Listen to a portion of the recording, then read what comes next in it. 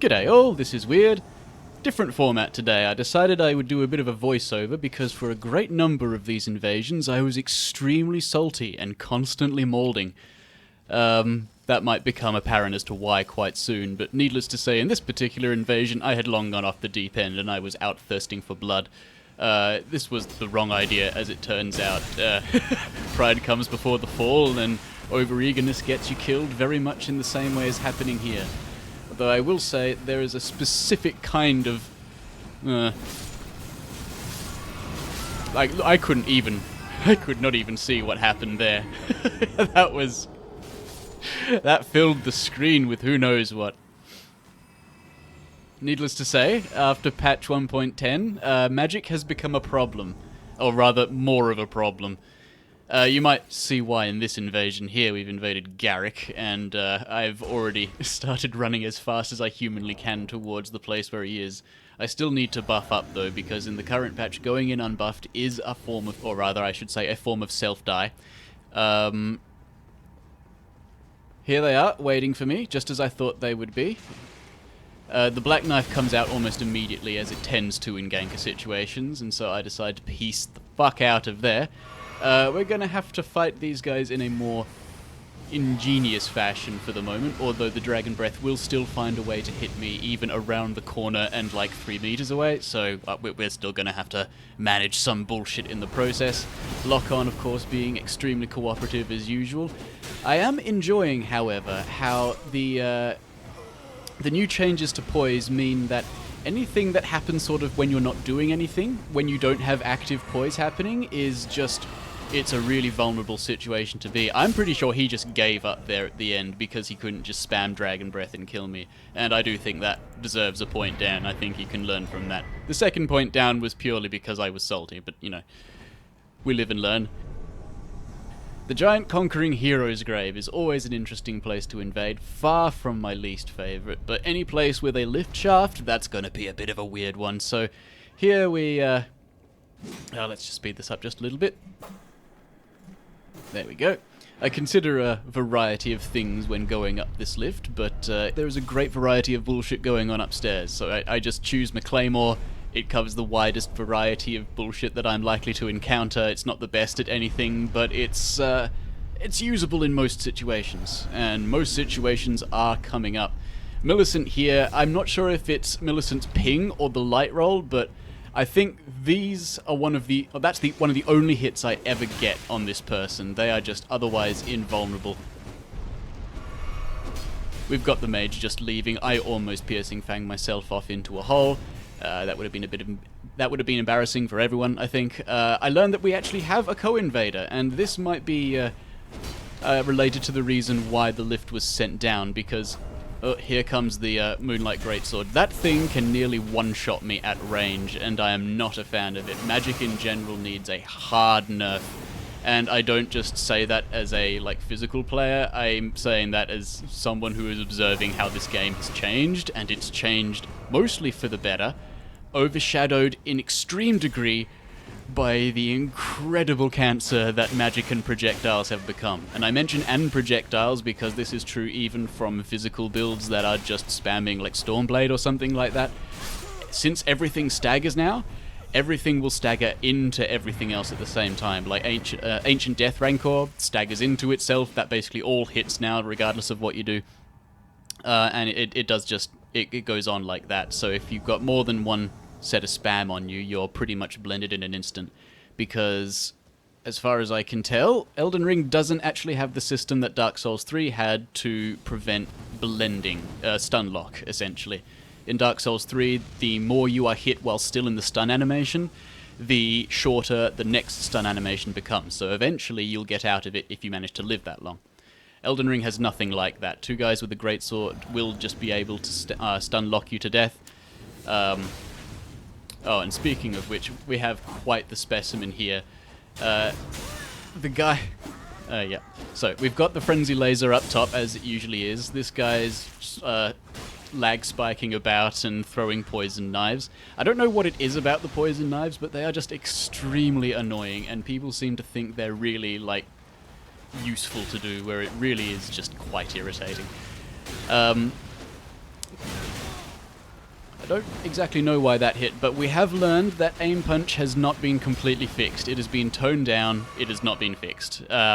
It does still happen under extreme circumstances sometimes.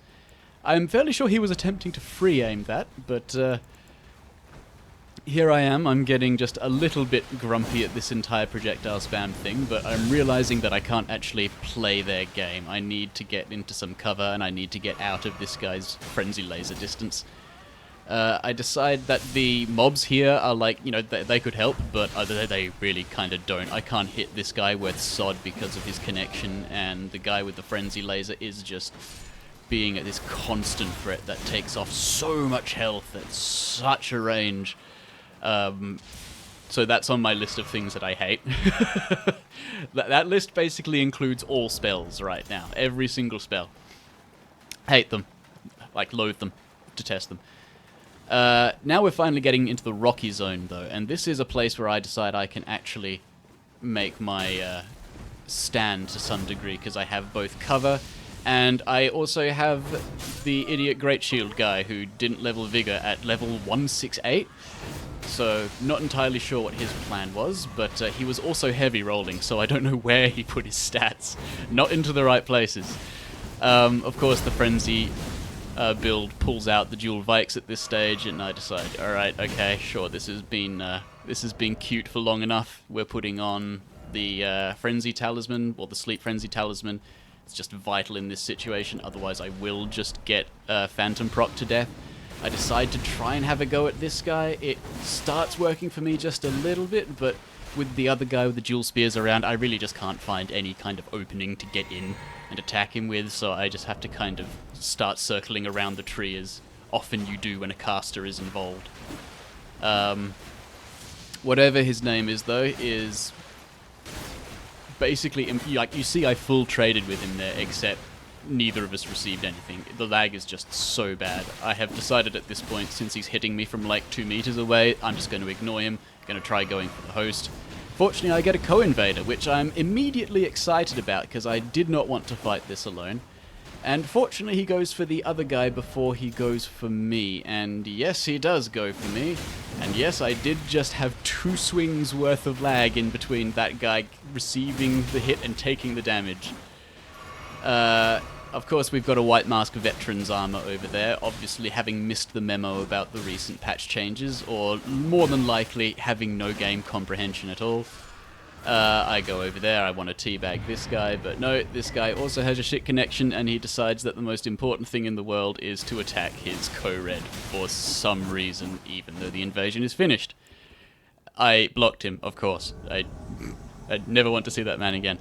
This was a bit of a weird one, honestly, and I still haven't got quite the read on these guys. It was an interesting situation to start out. I thought it was a inventive bonfire duelist being all like, alright, here is the ring, here is where we two shall fight. Bit of his behavior was not indicating that at the start, though, but I figure, oh, well, he's got a colossal weapon, let's, at least give him the benefit of the doubt. Have a bit of fun. But, as you'll see in just a couple of seconds, there's the Stormblade spam I'm talking about. It's just, it's very hard to deal with. There we go. I hear the sound of a Loretta's Mastery happening, and I decide, I see. So this is just a gigantic bait. I decide not to walk into that trap. That would be a bit stupid of me. And of course, the trap is made with spell spam, the absolute best way to win a gank. Because it's mindless. I really do not care about the law of regression. I will trade my buffs for a bit of damage on that guy, to be honest. Yeah, the spell spam is just completely unmanageable at this stage, so I do need to back off. Coated Sword guy has just a bit too much latency on me to actually space him correctly, so that's already making me a little grumpy on this invasion, and I do become progressively more grumpy as it goes on. Look at that, he can just, like, go straight through anything I do because it takes so long for him to take damage.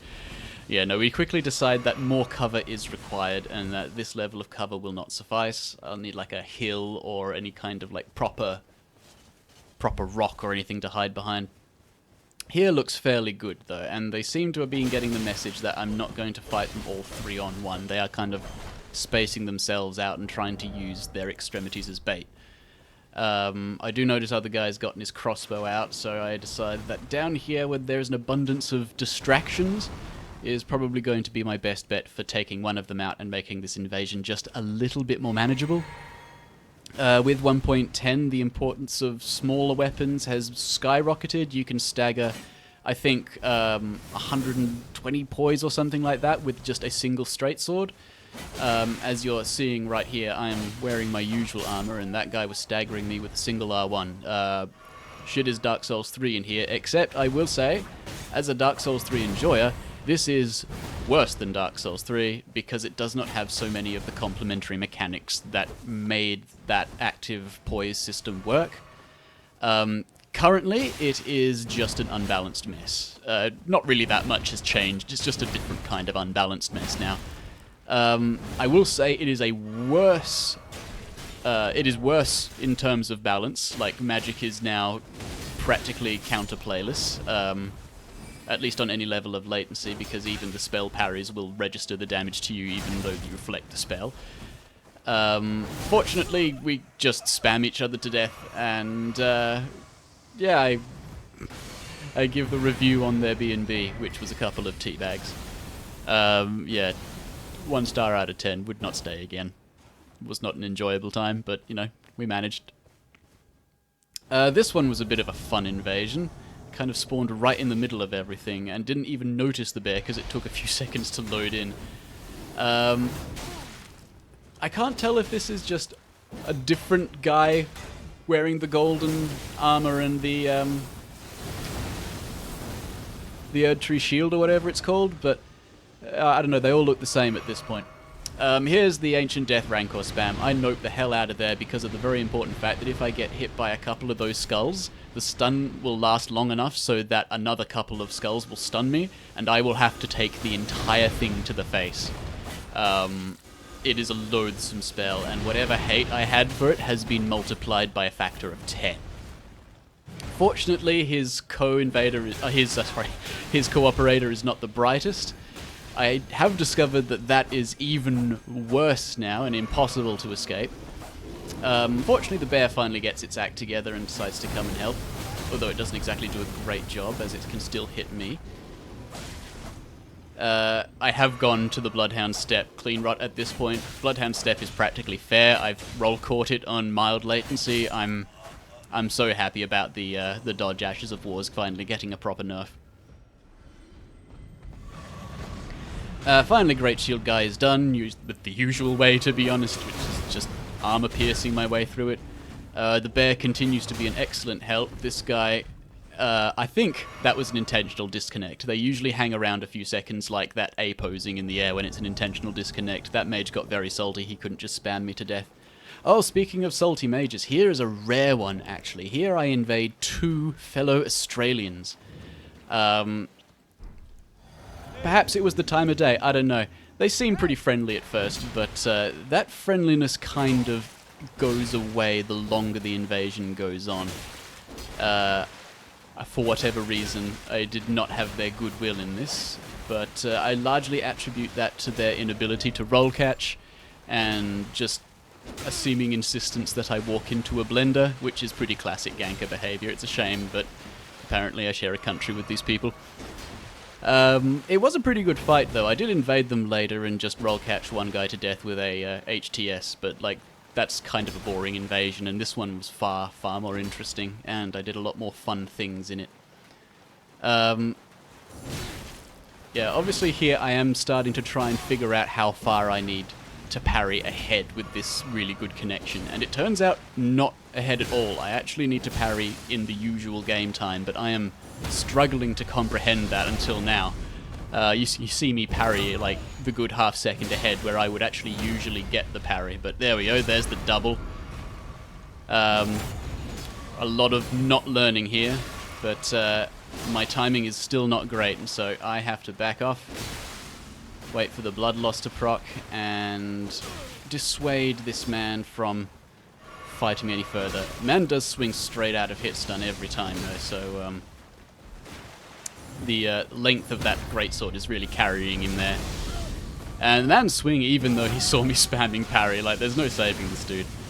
Of course, here is what I'm talking about with magic. Every single one of these projectiles stuns, and it practically guarantees that you'll get hit by another one.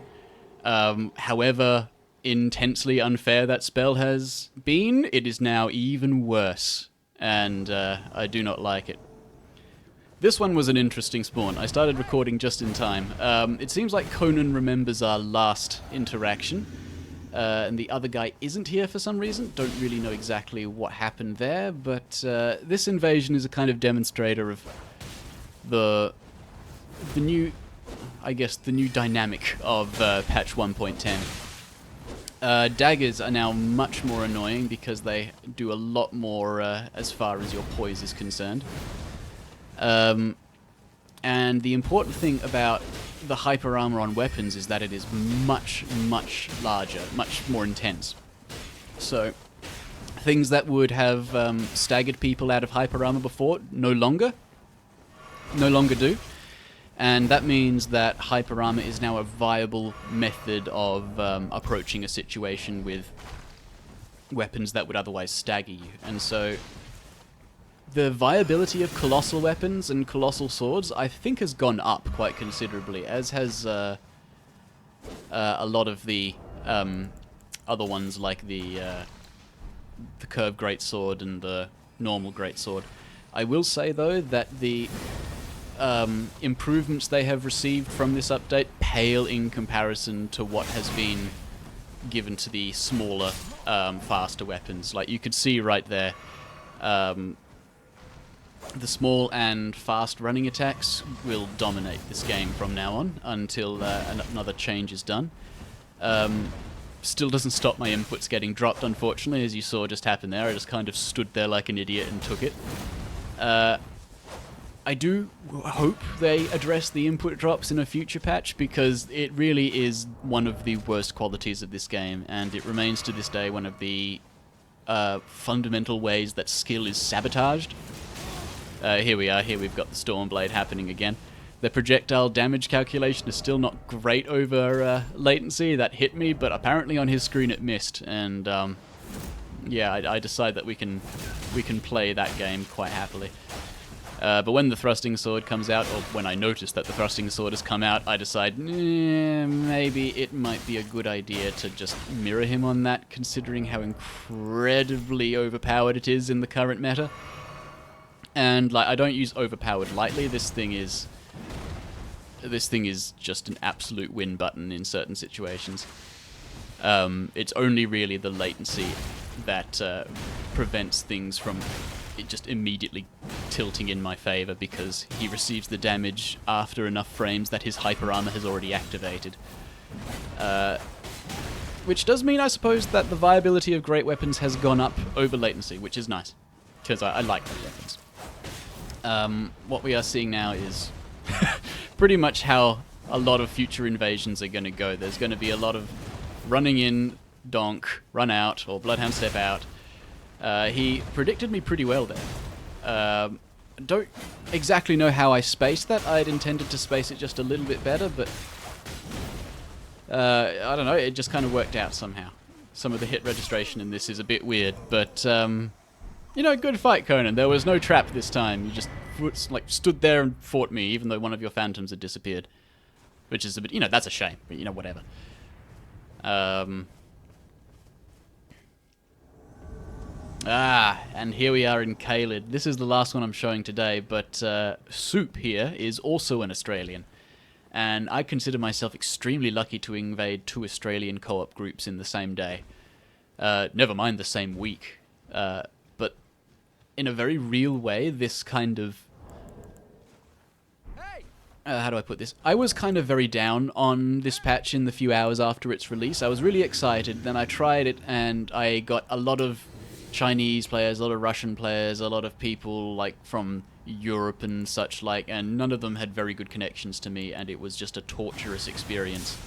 All of the problems were magnified, and so I had my doubts. I really wasn't sure about this patch and if I would even remain, but this invasion convinced me that there is still something to be gotten out of it, because with the connection as good as it was, that was an ill-advised trade on my part. It was funny though. But with the connection this good, the new way that the game plays starts to make a bit more sense to me. People who are calling it Dark Souls 3 don't remember Dark Souls 3 very well. In Dark Souls 3, some of the most dangerous range spam that you would be liable to encounter was like, you know, your classic lightning arrow or fucking chaos vestiges or whatever. But here it is so much worse, and there's, as I mentioned before, there's no mechanic to prevent stun lock. So combine those two factors, and this is a very dangerous game. Harder, I think, to manage than Dark Souls 3, but not necessarily more skillful, if that makes sense. It just translates into there being a lot of situations where it is pretty much impossible to engage, and you have to wait for the right moments. So in a way, this update is the passivity update. This means that there's going to be a lot more running around and feeling each other out and playing mind games. And I like the mind games, don't get me wrong. But the time the time of the poise meta is gone, and the time of the projectile meta is here, at least as far as I'm concerned. I do switch to... You could actually see it right there. Hit stun does still exist. It is not as exaggerated as before, but it is most certainly still there, and for how excited I was last night, I am incredibly disappointed today to discover that's a fact. I know a lot of people's faith in FromSoft has been shaken by this patch, because for all the good it has done, it has not done nearly as much good as it first appeared, and a lot of the changes have in fact set us back balance patches. For example, Rivers of Blood is back to being extremely powerful. It all staggers, so you get hit with any of it, it will stagger you into the rest of whatever part of the animation it's in.